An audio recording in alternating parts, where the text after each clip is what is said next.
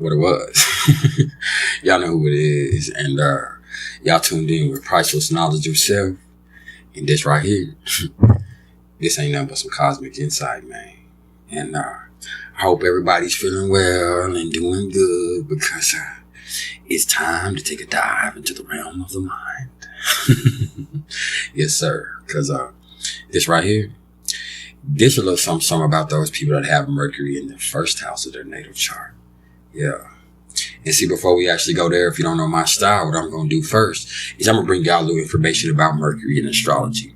I'm going to give y'all a quick breakdown about the energy that comes along with it and how it might affect you.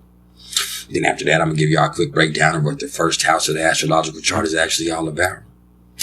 And then after that, we're going to bring it to a culmination. So, without wasting any more time, let's get it cracking, man. So, Mercury. Mercury is named after the winged messenger of the gods. And what Mercury does is come into our chart and commands us to speak. And that's because it's all about communication, and intellect, and intelligence, logic, reasoning, our attitude, as well as, how we create and express our thought processes, man. That's what it's all about, man. And when something's referred to as having a mercurial nature, man, what comes to mind for me is restlessness and motion. Yeah. And, things happen fast with Mercury, man. I'm telling you now, man. And that's because Mercury's all about quick wit, quick thinking, possibilities, opinions, reasoning, and the ability to rationalize shit, man. It could be both good and bad, but either way it goes, it's going to be energizing. Okay. And, this planet prompts us to move on from thing to thing and, get answers on a both physical and a psychological level, man. It's dexterous and perceptive energy that also rules over our short trips, our siblings, transportation in general, speaking, writing, books, online communication, learning. They're all under Mercury's domain, man. For real, man. And I also understand that Mercury's never more than 28 degrees away from the sun. It only takes about 88 days to complete its whole orbit. And it rules the signs of Gemini and Virgo, as well as the 3rd and the 6th house of the astrological chart, man. And, Mercury ain't neither feminine or masculine energetically. It kind of just assumes the gender of the sign that it's in. And, speaking of which, let me tell you, man, our Mercury sign, it really points to our basic attitude and our mental habits and the communication style. Whereas the house placement shows to what area of life that plays out in. Okay? So, just remember that. And so, when we're talking about the first house is the house of self. And, the cusp of the first house, this is where the ascendant lies, which is the sign that was rising in the east at the moment that we were born, man. And, and through this thinking in terms of sunrise and beginnings, you can kind of start to grasp the concept of the first house. It's here that new beginnings are centered on the individual, the self in the voyage for discovery. And, that's the things that really define each one of us anyway. And who are you? What will you become? How can you realize your best self? The first house really speaks about how you are a unique individual in this existence right here. Okay. The first house contains our appearance, our apparent personality, and it talks about our preferred approach to life too. That's something to think about, man. It's the outer vessel, but not the sum of one's total being. And it's the package that we kind of outwardly project to the whole world. The first house represents the physical body, and in particular, the head and the face, okay? And the first house also rules over our early childhood and our adolescence. And in some, the first house speaks to, the vehicle that we use to get to the person that we're becoming, both internally and externally. And, it addresses our personality and our presentation to the physical world, our demeanor and our physical approach to life. So it's crucial. It's crucial. And, when we're talking about putting Mercury in the first house, first, let me say that, these folks right here are going to be Mercurial, just to say the least. And, you know, what do I mean by that? I mean, quick on their toes, you know, sharp-minded, talkative, intelligent, you know, sharp and curious. That's what I mean, man. They have an inherent need to share what's on their mind. You know, exhausting as that may be, though, nobody's smarter than the person with Mercury in the first house. I mean, that's just real. And that's probably the first thing that you're going to notice about them, too, because the brain of an individual with this placement is just a mighty, mighty powerful machine. Man, that's always running. It's always gathering and processing more and more information. So it really should be a humongous surprise to you when I inform you that, you know, this one right here is often found in the chart of amazing writers and thinkers and philosophers and intellectuals and academic scholars. And, you know, even if it ain't that crucial, understand, two things for sure with this one, man, is these motherfuckers, you know, they think a lot.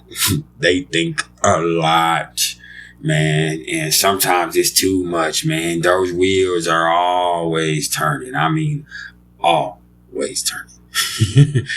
And, you know, their mind is always, you know, going and wondering and making connections, man. They're sponges and they really take in so much that they kind of got to process it quick. And in doing so, a lot of them really develop really quick wit and this really awesome sense of humor too, man. Like, they're quick on their toes, man. Like, they be on point, man, which is also that's going to be something that I think is going to be pretty noticeable off the rip if we're talking about this being in the first house, man. They have a sharp eye, man, and they notice every little detail with this one. So, hey, they stay roasting folks. This is something I know. They stay roasting folks, whether outwardly or just, you know, in their mind, man. But, you know, they be on your ass. And the thing is, they be on their own head too, man. They're self-critical too, man. But they don't take their self too seriously. So, I mean, that's something that's beautiful, man. And, you know, let me also say that these folks right here, they know how to expertly employ their skills to really spice up stories too. That's really what they do best. And there really are few other people other than maybe a 10th house Mercury person that could ever really give them a run for their money in the way of storytelling, man, because they're just so motherfucking quick and so motherfucking clever and engaging that they really know how to keep people on the edge of their seat for real, man. And the thing is, people like listening to them, and, you know, they love talking and writing too. That's something else, man. But their actual communication style is really just going to depend a lot more on Mercury's sign, too. So remember that. And, you know, they're definitely that. So pay attention to that. And, you know, as I said earlier, man, there's going to be few that's more intelligent or more informed than these people, no matter what their sign is, okay? And that's also no matter what other level of education that they might have reached, man. Because, hey, they just be on point. This is somebody on point, man. These are cerebral people by nature, man, who can usually find a common denominator with anybody. You know what I'm saying? And they love to talk and they love to share. So most of these people right here with Mercury in the first house, they're going to be more on the extroverted side, man. They need to be able to connect and communicate. And, you know, the exchange of ideas and information is just really a central factor in their whole lives, man. But the one thing that they've always got to do is make sure that they're thinking before they act. Like, that's crucial because, you know, that's going to cause them some issues at some point in this life if they don't learn that lesson real quick, man.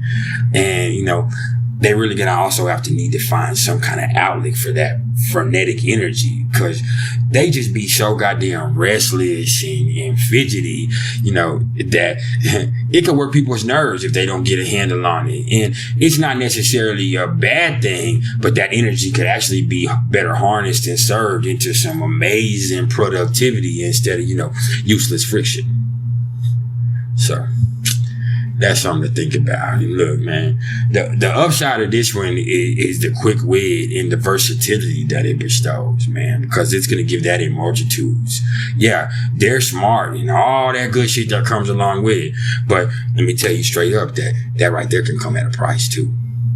Best believe that can come at a price too, man, because the downside of this is there's this continuous mental pressure that comes along with it because their mind is always working. They're always, finicky, and they're always overthinking everything. I mean, everything, man, until they're not. Until they're not. But are they? I don't know. Yeah, man. Until they're not, man.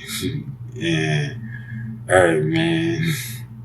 In any case, let me tell you that all that sensory input, it ain't exactly easy on the nervous system. And so you have to do something with that.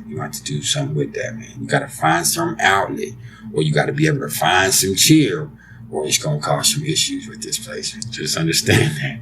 And let me also say that, unless there's some Saturn or Pluto aspects going on with this one that, are helping out or adding to the issue here, these people right here don't have a very long attention span at all. So, that's something else to look at. And also, let me say that if this is your placement, hey, learn to shut the hell up sometimes if you ever want to learn some shit for real, man.